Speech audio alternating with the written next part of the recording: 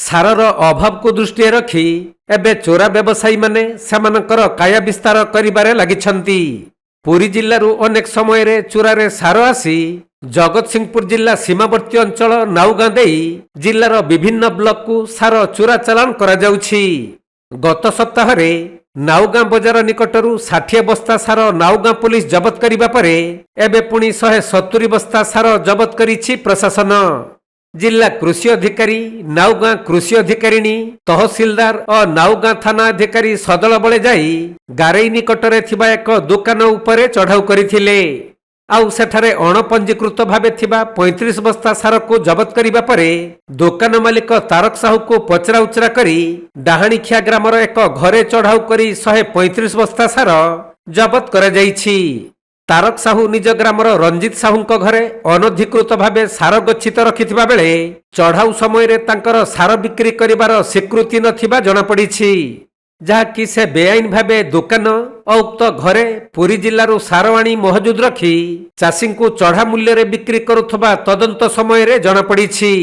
ଆଉ ଏନେଇ ବିଧିବଦ୍ଧ ଭାବେ ତଦନ୍ତ କରାଯିବାର ସୂଚନା ରହିଥିବା ବେଳେ ନାଉଗାଁ ଅଞ୍ଚଳର ଆହୁରି ଅନେକ ସ୍ଥାନରେ ସାର ଚୋରା ଭାବରେ ଗଚ୍ଛିତ ରଖାଯାଇ କଳାବଜାରୀ ହେଉଥିବା ଜଣାପଡ଼ିଛି।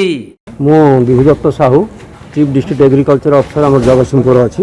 ଆଜି ଆମେ ଗୋଟେ ଖବର ପାଇଲୁ ଯେ ଆମର ଏଠି ଗୋଟେ ମାନେ ବ୍ଲାକ୍ ମାର୍କେଟିଂ ହେଉଥିଲା, ଗୋଟେ ସାରର କଳାବଜାରୀ ହେଉଥିଲା, ଯାହା ଉପରେ ଆମେ ମାନେ ଚଢ଼ଉ କରିଥିଲୁ। ଏଠି ଆମର ଗାରେଇ ଗୋଟେ ଗାଁ, ତା ପାଖରେ ଡାହାଣିଖିଆ ଦୁଇଟା ଗାଁରେ ଆମେ ଚଢ଼ଉ କରିଥିଲୁ, ଯେଉଁଥିରେ ଆମର ଆଇଆଇସି ଥିଲେ, ଆଉ ଆମର ଲୋକାଲ ଆମର ତହସିଲଦାର ଥିଲେ, ପ୍ଲସ୍ ଆମର ଫର୍ଟିଲାଇଜର ଇନ୍ସପେକ୍ଟର ବି ଥିଲେ, ତା ସହିତ ଆମର ଯେଉଁ ଡିପାର୍ଟମେଣ୍ଟର ଅଫିସରମାନେ ସବୁ ଥିଲେ। ଆମେ ଯାହା ସିଜ୍ କରିଛୁ ୟୁରିଆ 113 ବସ୍ତା, DAP 38 ବସ୍ତା, ଆଉ 20-20 10 ବସ୍ତା, ଆଉ 28-9 ବସ୍ତା, ଟୋଟାଲ୍ ଆମେ 170 ବସ୍ତା ଆମେ ସିଜ୍ କରିଛୁ। ସିଜ୍ କରିକି ଆମେ ଯେଉଁଟା ଲୋକଙ୍କର ତାଙ୍କ ନାଁ ହେଉଛି ତାରକ ସାହୁ ବୋଲି ଗୋଟେ ଲୋକ, ତାଙ୍କରି ଘରୁ ପ୍ଲସ୍ ତାଙ୍କର ଦୋକାନରୁ ମଧ୍ୟ ସିଜ୍ କରିଛୁ।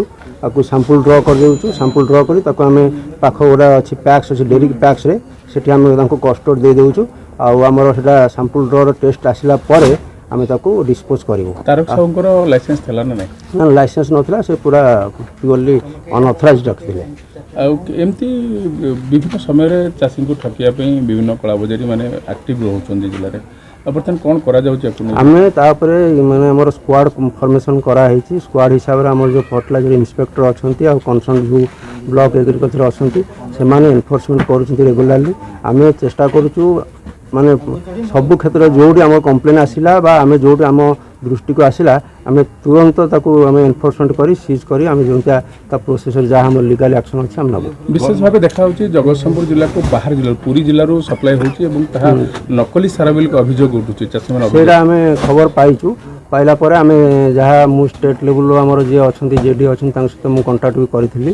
ଆଉ ତା ସହିତ ବି ଆମର ଯେଉଁଟା ଲୋକାଲି ଆମର ଆସୁଛି, ଯେଉଁଟା ଆମର ପୁରୀ ଡିଷ୍ଟ୍ରିକ୍ଟରୁ ଆସୁଛି, ଆମେ ଯାହା ଶୁଣିଛୁ ନିମାପଡ଼ା, ସେଇଟା ଆମର ଯେଉଁ କାକଟପୁର ବ୍ଲକ, ଯେଉଁଟାକି ନିମାପଡ଼ା ADO ସର୍କଲରୁ ଆସୁଛି, ସେଇଟା ମଧ୍ୟ ଆମେ ବି ADO ନିମାପଡ଼ା ପ୍ଲସ୍ ଆମର ପୁରୀ CDO ତାଙ୍କ ସହିତ ମୁଁ କଣ୍ଟାକ୍ଟ କରିଛି। ଇମିଡ଼ିଏଟଲି ମୁଁ ଆଜି ଗଲା ପରେ ତାଙ୍କୁ ଚିଠି କରି ଜଣାଇବି। ପ୍ଲସ୍ ମୁଁ ଷ୍ଟେଟ୍ ଲେବୁଲ୍ ସହିତ ବି କଣ୍ଟାକ୍ଟରେ ଅଛି। ଆଉ ତାଙ୍କ ଉପରେ ମଧ୍ୟ ବି ସେ ଯେହେତୁ ଆମର ଏଇଟା ଜୁଡ଼ିକ୍ସନରେ ନୁହଁ, ଆମେ କିଛି ଆକ୍ସନ୍ ନେଇପାରୁନୁ, ଆମେ ଆମର ହାୟର ଅଥରିଟିକି ଇନଫର୍ମ କରିଦେଉଛୁ, ସେମାନେ ଆକ୍ସନ୍ ନେବେ ତାଙ୍କର। ଜଗତସିଂହପୁର ଜିଲ୍ଲାରୁ ବୈଷ୍ଣବ ରାଉଳଙ୍କ ରିପୋର୍ଟ, କୋଣାର୍କ ଲାଇଭ୍।